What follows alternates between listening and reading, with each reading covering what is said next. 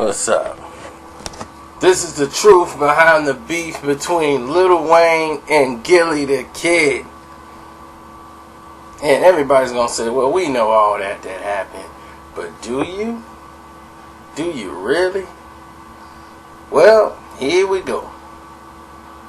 Now, Birdman and Slim was losing a lot of money with Cash Money. Like, the money was not right. People were leaving. They had albums they had to put out, and they just renegotiated and re-upped on a new deal to reinvent themselves. So they just did enough to meet the quota to get all this new money, so where they could pay Juvenile to come back and do his album. When he did the Bounce Back album, they was able to give Juvie his money so he can come back when they re-upped and got the new deal.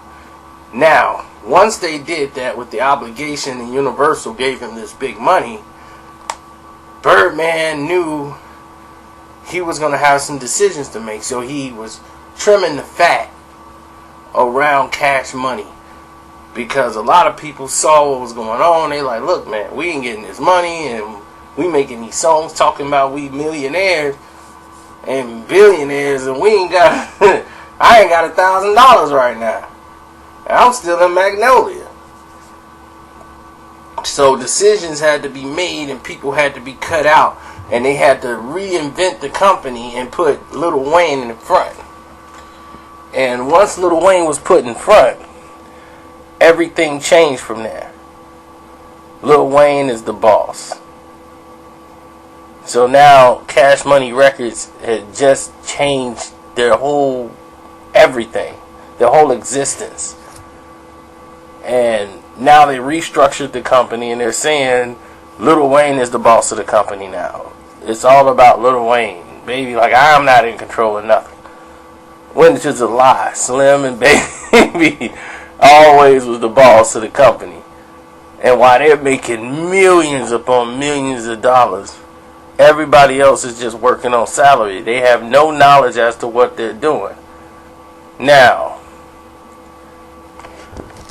while Lil Wayne is building up his team, in which they said, you know, get your little rappers together, these crew. They got Gutta, Kid, who we now know from G Unit, who's sick with it. But yeah, he was there. He got a couple other cats that was there with him too. And they was squad up. And they reached out to another ghost writer who used to write for people in Philly. And that was Gillie the Kid. Now, when Gillie was brought on, Gillie already had credits in the game for writing for people. You know, but not, you know, besides what he already did. So when they brought Gillie over, they were so anxious. They couldn't even get the paperwork done. They wanted him to get the work so quick. They just hit him off with like $250,000 just for signing. They didn't even discuss, he didn't even have a publishing deal in place yet. They was going to discuss that at a later date. They was like, we just want to get you to work. So this money here is just going to get you to work. This don't even cover the publishing. This is just for you to work on the album. So for Like Father, Like Son, Gillie penned 90% of that album, as well as the Carter. Now, publishing rights. People don't understand what publishing rights are. Some people be like, man, I ain't finna lose my publishing. They don't even know what they're talking about. Okay? Publishing is what you have. It's your name. It's very important to keep it and not to lose it, not to loan it away or what have you. Okay? Understand that. Publishers and publishing is your protection for your future.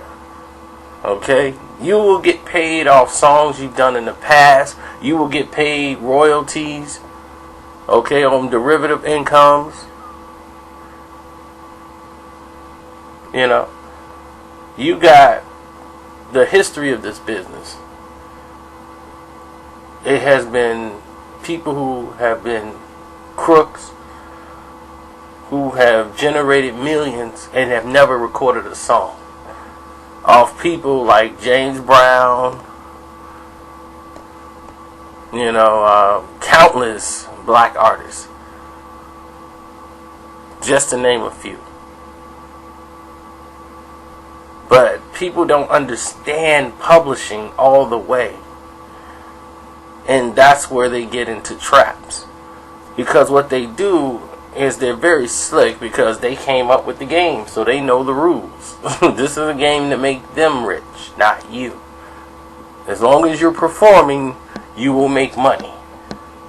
But once you're not performing, you're not making money. But they keep making money. This was not a part of the game for you, but for them. And what they would do is pay you a substantial amount of cash in advance for future materials. And then they will own a percentage of your copyrights, and these percentages of every song you earn is part of your publishing deal. But like I told you, there's different types. And this is what led to the beef between Lil Wayne and Gillie the Kid. Because Gillie went in, and when they went to discuss a publishing deal, Gillie didn't know that the money he took kind of put him in a bad spot about, he's trying to say, well, they didn't have the money for me for the money I was asking, and that's why I'm out. No. See, when the CRT came around, and then there was a mechanical license put down for money a record company must pay. You're looking at, 91 cents for every 10 records. It's a single can do that. But you got foreign monies, you got transcription licenses, radios. There's so many type of different publishings. They didn't know what they were talking about. You can get royalties on public performances as far as radio and television broadcasting. But when they came with the money to obtain the publishing or some of the publishing rights and pay him money for his publishing, he just got a part of it, but not what he wanted. Gillie was, man, this is what I want for my publishing. If you gonna pay me this, give me this money here. And so and so and so and so. Once they couldn't come to an agreement, instead of hiring an entertainment lawyer to do the contracts, rappers try to negotiate their own deals because they think they smart enough to do it. So he got salty. He didn't get what he wanted, and it was like, okay, you can bounce. And once he was gone, they were like, well, we don't need you. We got other people here that can write. We getting all these young talent coming in. You basically launched us. We up to where we need to be. Bye. So he was like, cool. He was just gonna step to the side. He thought everything was cool. Then they start like sneak dissing him. Because what Gillie the Kid did was, Gillie was salty about what had happened. So he was over there poisoning the crew, talking about Lil Wayne, because he talked to Wayne about it, and Wayne was like, what? Like, publishing? What's that? So Wayne didn't even know what was going on with the publishing. So he was like, man, these dudes getting job. So he's telling Gutter what he got paid. He's telling Kid, man, y'all getting screwed. I'm getting my paper. Y'all blah, blah, blah, blah. And Gillie's running off at the mouth. So when they sent him home, like, we no longer need your services, he was salty. But he had caused a rift within Cash Money. Because now everybody else is looking for their money. All these squad up dudes. And basically, they got X'd out and just exiled.